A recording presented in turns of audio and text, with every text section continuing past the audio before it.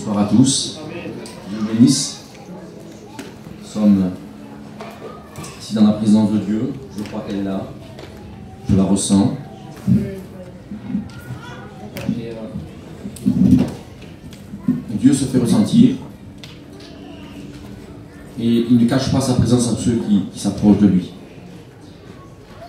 Dieu se fait un bonheur de vivre les hommes. Vous savez, les hommes de Dieu, quand ils écrivent, dans les cantiques, dans les psaumes, c'est David qui dit qu'il est bon et doux et agréable. C'est le jour de la maison du Seigneur. Mon cœur est dans la joie quand on me dit allons dans la maison de l'Éternel. Parce qu'il sait, et il a éprouvé, il a ressenti, à plusieurs reprises, la main du Seigneur sur sa vie, il sait ce que c'est la présence de Dieu. Quelque chose de bouleversant. C'est vrai que c'est important pour nous d'aller dans la maison du Seigneur. C'est là où se trouve la bénédiction et la vie pour toujours, dira la parole du Seigneur. Donc la présence de Dieu, c'est formidable.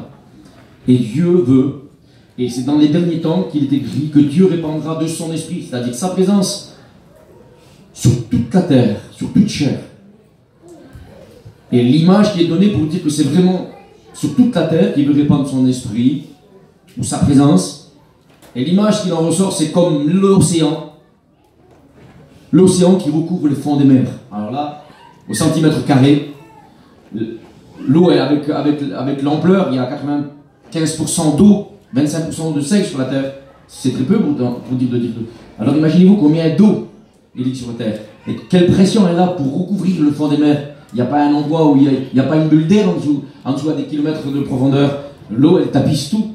Et bien comme ça, Dieu veut répandre son esprit et sa présence sur toute chair. Il veut que les hommes le rencontrent. Le désir, le vœu de Dieu, c'est que tous parviennent à la repentance, que tous parviennent à la connaissance de l'évangile et soient sauvés. C'est le désir de Dieu. Imaginez-vous, vous êtes père, mère, vous avez des désirs pour vos enfants. Ben vous voulez ce qu'il y a de meilleur.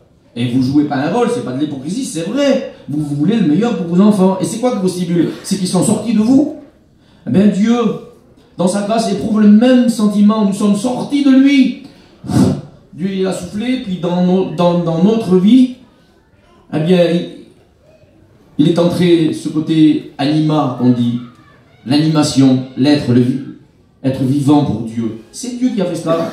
L'homme était simplement qu'un amas de terre, c'était de la poussière, et Dieu a rendu de la poussière vivante, animée d'un sentiment, d'une pensée même de l'éternité, parce que Dieu est éternel, et c'est ce que Dieu veut, que nous puissions vivre éternellement. Et la Bible dit que celui qui croit en Dieu a la vie éternelle en lui. Merci Seigneur. Alors, croire c'est important. Et il est écrit dans la parole du Seigneur, si vous voulez on va lire un verset, et c'est important de lire ce verset. Je voudrais être le plus simple du monde ce soir. Regardez ce qui est écrit. Hébreux 11 au verset 6. Or, sans la foi, il est impossible d'être agréable à Dieu, car il faut que celui qui s'approche de Dieu croit que Dieu existe et qu'il est le rémunérateur de celui qui le cherche. Qu'est-ce que ça veut dire? Il est le rémunérateur de celui qui le cherche. C'est-à-dire qu'il récompense celui qui le cherche. C'est-à-dire que celui qui le cherche le trouve. Comprenez-vous? Lui, il est obligé. Tu le cherches, je me laisserai trouver. La Bible affirme que même il s'est laissé trouver par celui qui ne le cherchait pas. C'est quand même assez spécial comment Dieu, il est le maître des circonstances, de toutes les situations de la vie, et il va tout disposer pour qu'on le rencontre un jour. C'est bête, parce que Dieu parle tantôt d'une manière et tantôt d'une autre. Et ce qui est dommage, et qui est le plus important à retenir, c'est que l'homme ne prend pas garde en réalité. Mais si tu prends garde ce soir, si tu veux croire, alors Dieu, il sera là pour rémunérer, c'est-à-dire qu'il donnera une récompense. Tu le cherches, il s'est trouvé. Et si tu l'as trouvé, tu as trouvé la vie. On lit encore un autre verset.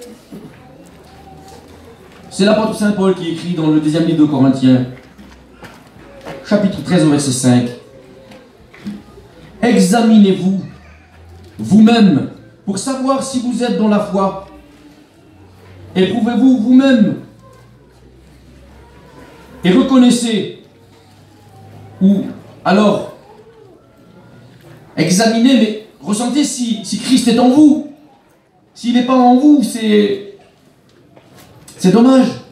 Parce que la Bible dit que Christ en nous, c'est l'espérance de la gloire. C'est l'espérance de rentrer au paradis, ça veut dire. voyez, des fois on se pose la question, mais croire en Dieu, c'est l'espérance de la gloire. Christ en nous, c'est l'espérance de la gloire. Mais oui, mais la gloire, c'est quoi? Ça veut dire tout simplement ça. Quand on le lit en grec, Christ en nous, c'est l'espérance de rentrer au paradis un jour. C'est la promesse du Seigneur. Et c'est par la foi qu'on saisit ça. Amen. Sinon, s'il n'est pas en vous, peut-être que vous avez été réprouvé, c'est-à-dire rejeté, vous avez fait naufrage par rapport à la foi. Il y en a qui font naufrage comme ça. Ils ont cru, et puis ils coulent, paf, comme un bateau. Il a heurté un récif, et puis il coule. Eh bien, on a été heurté, ou on a heurté à une difficulté, un problème, et puis on a coulé. Une épreuve, et puis on a coulé. Mais ceux qui ont la foi en Jésus-Christ, eh bien, c'est voilà ce que dit Paul. Nous avons la foi. Non pas pour nous perdre, mais pour être sauvés. Ayons la foi pour croire que Dieu existe et qu'il veut que tous le rencontrent. Alors, examinez pour voir si Dieu est en vous, si vraiment vous avez la foi. Si Christ est en vous, alors la foi, elle est véritable. C'est celle qui est biblique, c'est celle qui est salutaire. Elle vous amènera à être sauvé. Regardez ce que dit l'apôtre Saint Paul. L'apôtre Saint Paul, si le Saint-Esprit lui-même, pas moi, pas vous, si le Saint-Esprit lui-même rend témoignage à votre esprit, que vous êtes sauvé, que vous voulez être agréable, alors vous êtes réellement sauvé. Maintenant, est-ce que le Saint-Esprit témoigne à votre esprit? Je vous pose une question. Là-bas, sur le fond là-bas, je vous pose une question. Examinez-vous vous-même si vous êtes dans la foi. Est-ce que je le suis? Le Seigneur, il ne dit pas là, regardez, examinez si vous croyez. Parce que tout le monde sur la terre croit en quelque chose, un petit minimum, un petit savoir. Non, il demande, examinez-vous si vous êtes dans la foi. Et une autre version dira comme ça. Examinez si vous avez la foi de Dieu. Comme si Dieu il aurait la foi. Examinez si vous avez la foi de Dieu. Et je reviens sur le verset que je vous ai dit, l'apôtre Saint Paul qui dit, si nous venons à lui, que nous confessons, et si nous croyons du cœur, et que nous confessons avec notre bouche, donc, croire, c'est surtout avec le cœur. C'est pas simplement le savoir, quelque chose que l'on a entendu, qu'on sait parce qu'on a reçu par tradition, parce qu'on est né dans un foyer chrétien, ou parce qu'on fréquente, on connaît des chrétiens. Non.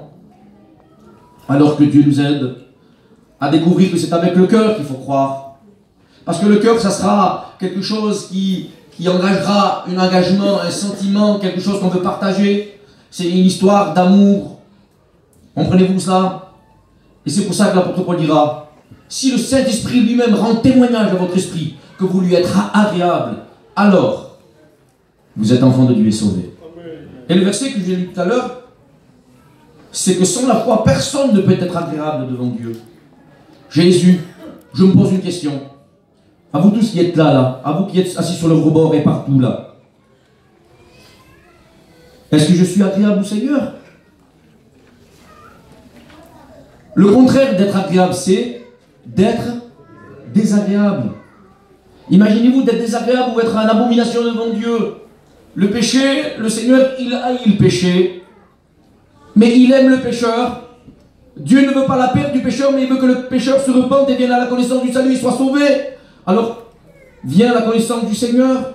Le salut, c'est Jésus. Viens à la connaissance de Jésus. Et puis lui, le Seigneur, il veut te sauver. Mais il faut croire. Et c'est avec le cœur. La Bible dit que la foi soit sans hypocrisie. Oui. C'est-à-dire que la foi ne soit pas un rôle que vous jouez. Parce qu'aujourd'hui, le mot un hypocrite, pour nous, c'est quelque chose de, je sais pas moi, de honteux, quelque chose de méprisable. Non, mais là, il dit, ayez la foi sans hypocrisie. C'est-à-dire qu'un hypocrite, c'était un comédien autrefois qui jouait un rôle. C'est un film qu'il faisait. Donc, il jouait dans la peau d'un personnage qui, en réalité, c'est une animation. C'est une animation. Une histoire racontée par des scènes. C'était un théâtre. C'était ça. Et nous, on n'a pas à jouer un rôle. On n'a pas à se tromper nous-mêmes. On ne va pas se séduire avec de faux raisonnements. C'est avec le cœur qu'on croit et on s'attache à Dieu. Et le Saint-Esprit lui-même rend témoignage à mon esprit si je suis sauvé. Maintenant, je vous demande une question. Je lève ma main, moi.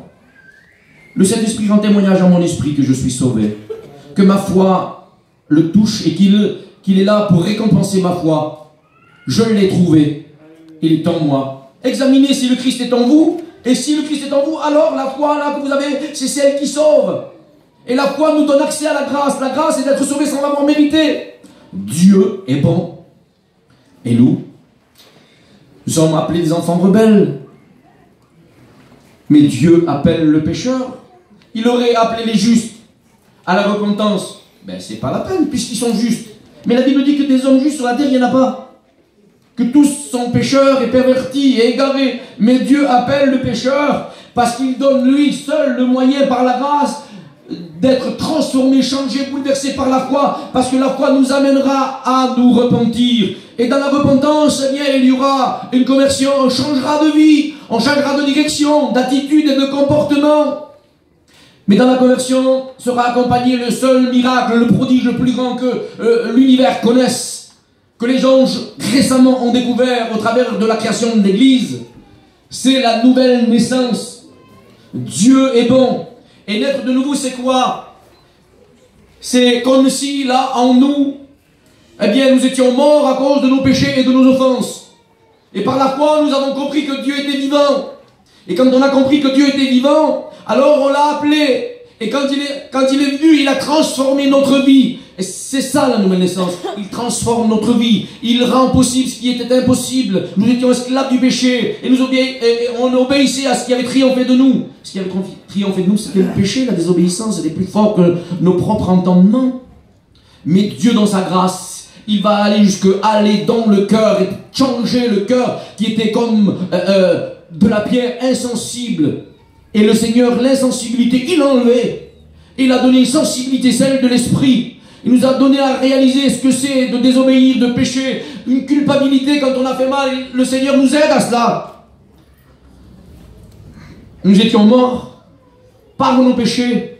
Et dans l'âme, dans l'esprit, dans l'être intérieur, Dieu nous a ramenés à la vie. Il nous a rendus vivants. Parce que cet esprit est venu en nous. C'est comme je vous ai dit tout à l'heure. Adam, le premier homme, c'était juste une forme de terre, de poussière, par terre.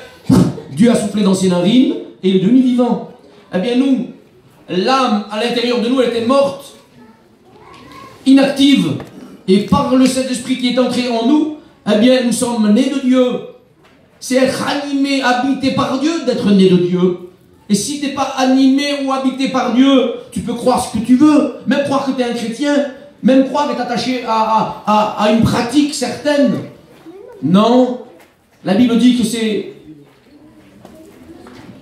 de cœur que vous avez obéi à la règle de doctrine. C'est-à-dire, c'est avec le cœur qu'on a obéi au commandement d'amour du Seigneur, de vouloir lui ressembler et de dire non au péché pour dire oui à la grâce de Dieu.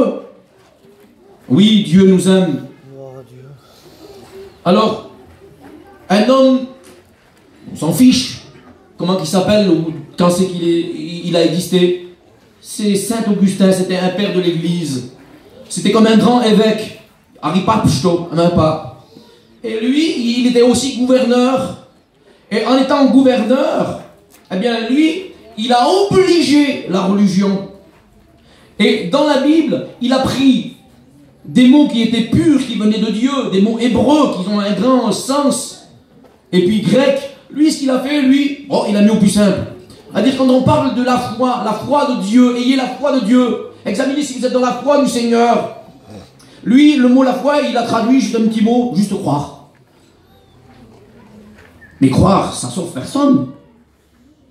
Tandis que le vrai mot, Saint Augustin, il a déformé. C'est vrai que dans certains versets de la Bible, le mot croire, ça convient de dire, ben oui, il faut au moins que la crédulité soit touchée. Mais la foi, c'est un engagement de fidélité envers Dieu. C'est un engagement, une personne, une âme qui s'engage devant Dieu, qui reconnaît que Dieu est sauveur et que sans lui, il est perdu. Donc, c'est une acceptation, la foi. C'est pas juste croire. C'est pour ça que Jean, lui, il sait cela. Et quand on lit dans l'évangile de Jean, chapitre 1er au verset 12, il est écrit: à tous ceux qui ont cru, mais qui l'ont reçu, il leur a donné le pouvoir de devenir enfants de Dieu. Quand on est enfant de Dieu, c'est qu'on est né de nouveau. Christ habite en nous. Nous sommes enfants de Dieu parce que l'Esprit de Dieu habite en nous. La Bible dit, c'est Paul qui le dit, pour que vous soyez appelés enfants de Dieu, Dieu a envoyé dans vos cœurs l'Esprit de son Fils. Ah, je peux pas faire mieux, hein. Mais il est écrit là. Si tu crois, c'est bien, mais c'est l'acceptation qui va te sauver. Donc la foi, c'est pas comme Saint Augustin, père de l'Église, qui aurait voulu traduire, mais il s'est trompé. Et il a été, moi je crois, inspiré par l'ennemi pour rabaisser les mots. Les mots, ils étaient plus grands dans la Bible, et lui, il a mis « celui qui croira sera sauvé ». C'est vrai que c'est une réalité, c'est le mot biblique, mais quand on le regarde dans la Bible, le mot croire, c'est plus le simple fait de dire « oui, je connais ». Ou regardez, la croyance, c'est une affirmation. C'est quelque chose de sûr et de concret. Je vous dis quelque chose, moi. Vous allez dire, ouais, les gars disent comme ça. Oh, je suppose. Mais quand la foi de la Bible, c'est je crois et c'est sûr. Supposer, ça veut dire oui, peut-être que oui, mais peut-être que non. C'est pas une affirmation sûre et c'est les mots qu'il a laissé transparaître. Tu crois si tu ne crois pas. C'est pour ça qu'il y a beaucoup de religions qui disent je suis, mais pas pratiquant. La Bible dit que la foi, elle te poussera à des œuvres que Dieu a préparées d'avance. Parce que quand on croit, alors on agira. Puisque croire, c'est vouloir accepter. Est-ce que tu crois que seul Dieu est le seul sauveur? Est-ce que tu crois que Jésus a payé le prix ultime pour que tu sois sauvé? Oui, je crois. Ah bah, accepte-le. Parce que si tu le crois et que tu ne crois pas que son sang peut te purifier, et que tu crois seulement et que tu ne profites pas du bénéfice du sang de Jésus, c'est que tu es fou. Tu es insensé.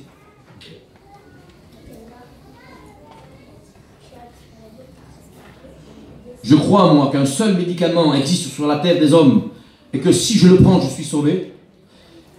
Et qu'il faudrait que je vende la moitié des convois, là, et puis que je prenne les sous des gens pour arriver à payer le cachet, là. Et puis il y a quelqu'un qui vient et dit, hey, je te le donne, moi, gratuitement. Je le prends, je le reçois, une fortune, il vole le médicament, là, il peut me sauver. Je le prends, je suis sauvé, c'est sûr. C'est la rémission pour la maladie. Je le prends, puis je le mets dans une petite boîte, vous savez, d'allumettes avec du coton, puis je le garde précieusement, jusqu'à ce que je meure. C'est vrai qu'il valait des sous, le cachet, là, ça valait la moitié de la place, là. Mais je l'avais en ma possession, je ne l'ai pas pris. Ben, je meurs. La foi, il y en a qui non. Mais c'est pas la foi qui sauve qu'ils ont, c'est juste une croyance. Alors donc le mot croyance par rapport à la foi est mal traduit. Vous comprenez cela? La foi, c'est aussi une assurance que l'on prend et que l'on garde et que l'on met en application pour être sauvé. Oh, adieu. Je continue.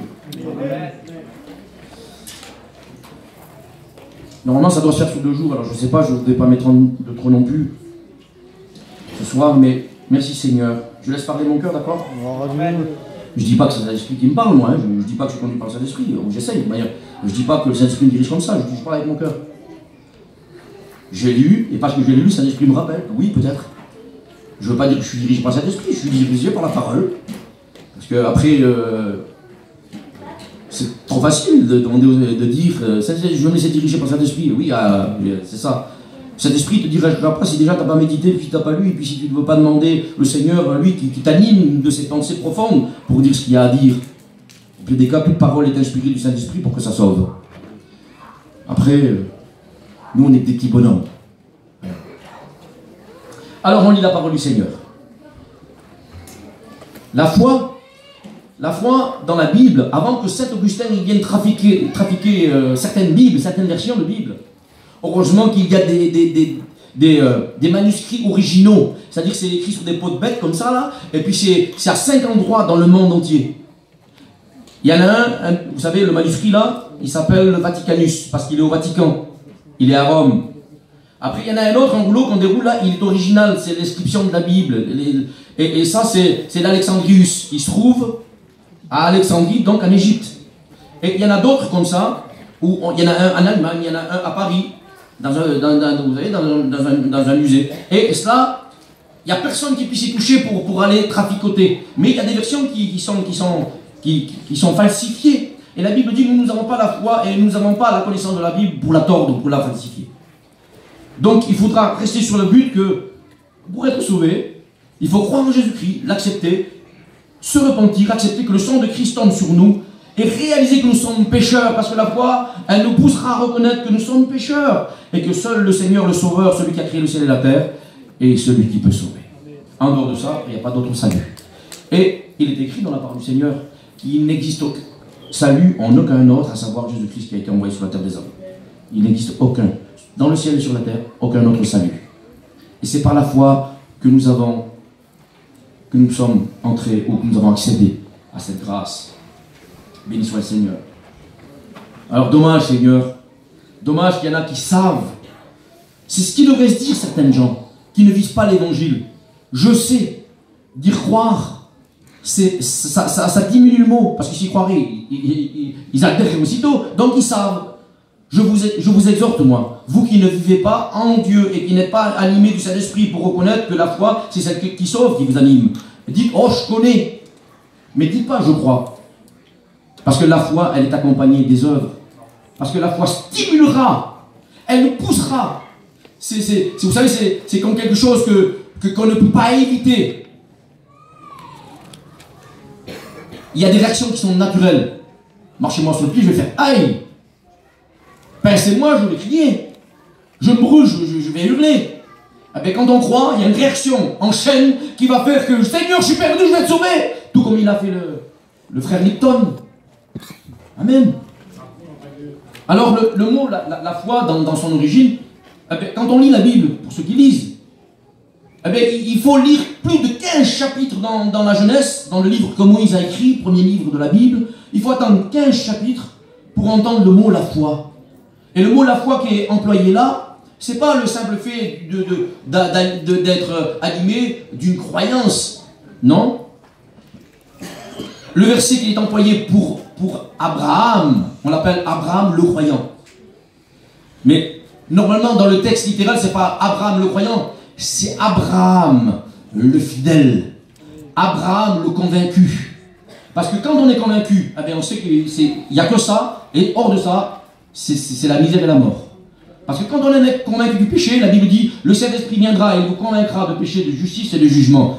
Et c'est à cause de quoi que le Saint-Esprit vient nous convaincre de justice, de péché et du jugement? C'est parce que la foi vient de ce qu'on entend, et ce qu'on entend vient de la parole de Dieu. La parole de Dieu, elle est vivante, c'est pas juste des mots écrits en noir sur une page blanche. Les paroles ont la puissance de créer en nous des réactions en chaîne. C'est-à-dire que ça va nous propulser, ça va nous stimuler. Je crois, j'accepte, je crois, j'ai confiance. Est-ce que vous avez confiance au Seigneur? Mais celui qui a confiance au Seigneur, il va faire comme ça. Alors je vous explique le mot la foi dans le temps le plus primitif. Je vous donne une histoire pour qu'on essaye à rentrer dans ce que je dis. Il y avait dans le désert des routes qui étaient tracées, mais il n'y avait pas de panneaux, hein, comprenez-vous bien. Il n'y avait pas je sais pas moi, de montagne ou de rocher où il était gravé avec une flèche, pars par là, tu vas sortir du désert et tu vas vivre. Va par là, tu trouveras une oasis et puis dans le moment aride de l'été, tu vas t'en sortir. Non, non. Alors il y avait des caravaniers. Les caravaniers, c'était des hommes qui avaient appris de leur père, par expérience, à lire dans les étoiles, à lire dans le sens du vent, dans l'orientation du soleil. Alors ils avaient des routes toutes tracées, mais ça ils l'avaient reçu de leur père. Donc c'est par héritage qu'ils avaient reçu des conseils comment traverser des déserts entiers.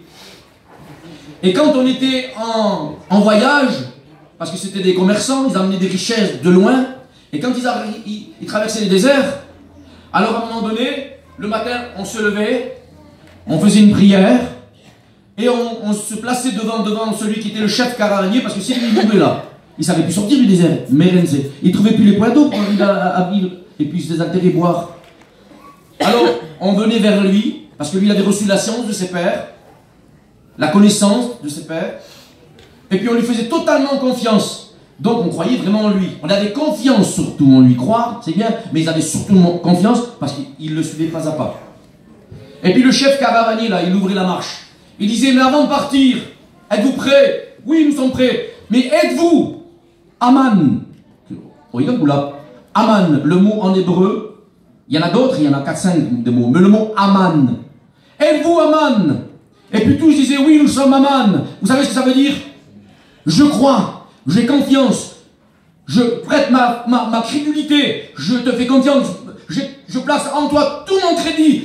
Tu es pour moi l'issue de secours, pour moi tu es le salut, je sais que j'arriverai à bon port, je te suis, parce que pour moi tu es le fidèle, celui qui a reçu des pères, tu connais tout, tu sais tout, c'est toi le moyen de salut.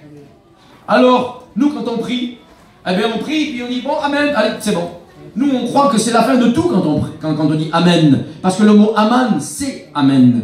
C'est le mot moderne devenu connu sur la terre des hommes pour qu'il soit universel.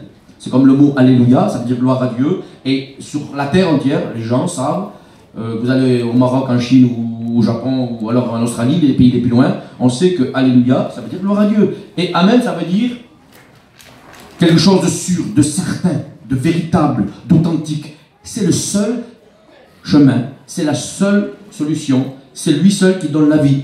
Alors quand le chef caravanier disait « Êtes-vous Aman ?»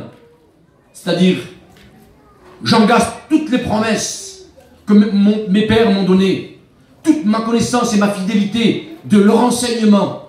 Je suis fidèle des routes et des moyens pour m'en sortir. Je connais comment suivre les astres, comment me repérer par rapport au soleil et au vent. Je sais comment faire. Croyez-vous en moi?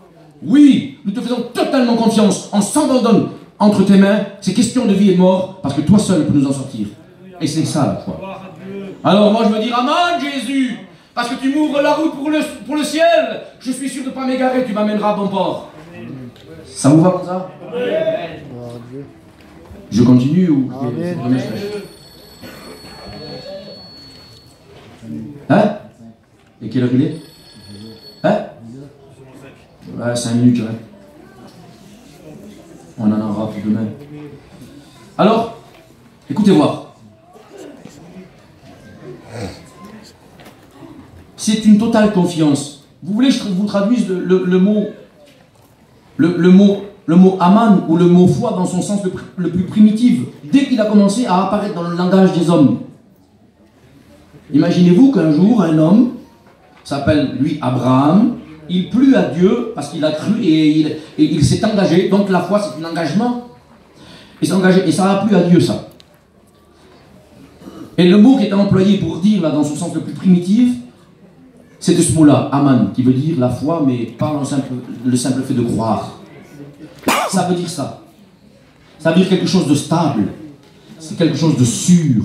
C'est quelque chose d'inébranlable, de durable, d'éternel, d'invariable, de solide. C'est quelque chose de véritable. C'est quelque chose d'authentique. C'est quelque chose de fidèle, la foi. C'est comme une terre nourricière ou un père qui nourrit. C'est comme un fondement. Ou comme un rocher sûr. Comme le rocher qui suivait le peuple d'Israël quand ils ont été délivrés de l'Égypte, de la mort et du péché, on va dire. C'est un rocher qui les suivait et ils étaient abreuvés à ce rocher. Un rocher sûr. Christ est ce rocher-là. Et l'apôtre Paul dira dans ses épîtres, il ne savait pas, mais le rocher qui les suivait, c'était un mystère, c'était un miracle, quelque chose d'extraordinaire, un rocher qui les suivait, et dans le désert, ce rocher-là, à profusion, il coulait de l'eau. Et 3 millions de personnes dans le désert arrivaient à boire tous les jours leurs bêtes, leur bétail, leurs animaux, leurs troupeaux. Et tous les hommes, femmes, enfants buvaient à un rocher et il ne cessait de couler.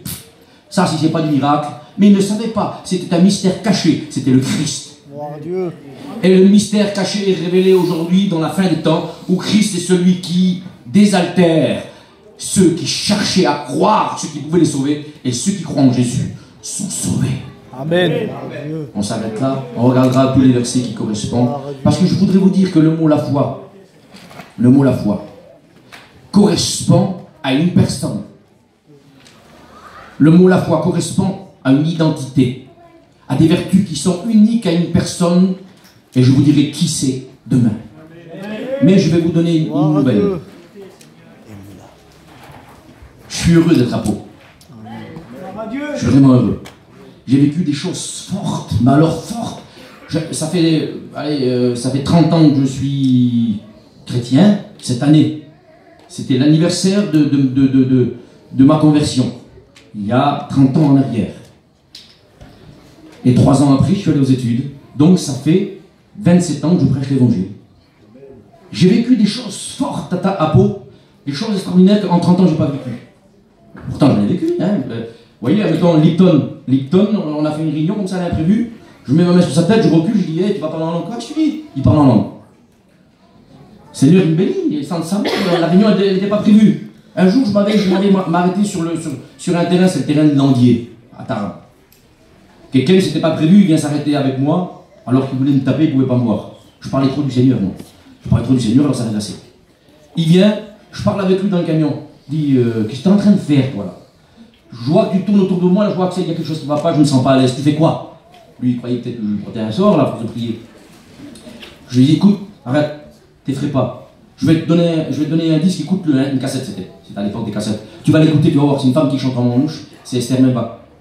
Écoute, tu vas voir comme c'est beau. Et puis quand il écoute les cantiques, là, il est touché, ça fait quelque chose. Et puis je dis, écoute, quelqu'un, je veux ton bien, moi. Dieu veut te bénir comme il a fait pour moi. Je vais prier pour toi, et puis tu vas être béni. Alors il me dit, prie toi. Et puis il priait, il me regardait avec les yeux comme ça. Et puis moi, je n'osais pas ouvrir les yeux. Des fois, il me fout un coup de poing, on ne sait jamais. Je pose ma main comme ça sur ses cheveux. Et quand j'ai touché ses cheveux, ça a fait comme, vous savez, une électricité statique. Et ça, on puisse vraiment frôler. Et quand j'ai frôlé ses cheveux, j'ai enlevé la main, et il s'est mis à parler en langue. Sans avoir été dans les réunions. Pas chrétien de rien. Lui, il prêche l'évangile. Donc, mais pour vous dire tout cela, c'est que j'ai vécu de grandes choses, et ici, en 30 ans, en 30 ans, j'ai pas vécu les choses aussi fortes que j'ai vécues ici. Je suis un homme qui marche par impulsion. J'attends, moi, un mot de Dieu.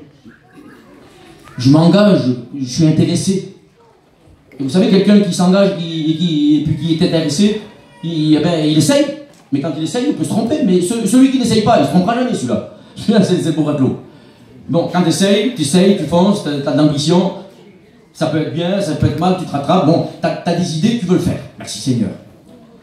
Et puis, merci Seigneur, moi, ici, avec une équipe de frères, ils avaient engagé du travail. Je suis venu leur donner un coup de main, ils m'ont appelé.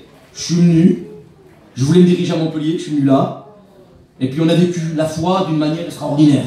C'est vraiment les œuvres de la foi, nous avons vécu. La croyance, vraiment, l'assurance, vraiment, la conviction, vraiment. Et puis, le Seigneur nous a bénis.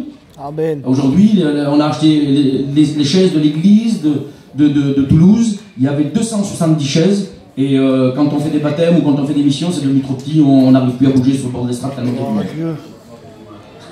Donc c'était bon. Et j'attends toujours un mot, une parole, une prédication, un signe, un frère ou une soeur. Et Daniel, l'autre jour, j'étais là sur la place. Hein. Daniel from Bordeaux. Regardez. Et puis il a dit un mot. Et puis ça a été pour moi quelque chose qui a déclenché un désir. Daniel, je t'ai dit merci, t'as vu, t'es un homme de Dieu. Je dis pour moi, tu ne parles pas comme les autres, tu vois. Tu as été différent dans ce moment-là. Ce qui fait que j'ai entendu un mot, un seul mot m'a suffi pour abandonner mes projets. Parce que mon cœur, vous, quand vous êtes quelque part, vous dites, mon cœur me parle. J'ai à cœur de faire, j'ai à cœur de dire, j'ai à cœur d'être là ou faire ça aussi ou là. J'ai à cœur. J'ai appris que mon cœur était fou. Et que mon cœur sans l'Esprit du Seigneur, il ne sait pas se diriger. Et que mes sentiments ne sont pas les sentiments de Dieu. J'ai appris que mon cœur, lui, il peut prendre des décisions qui ne sont pas les décisions de Dieu.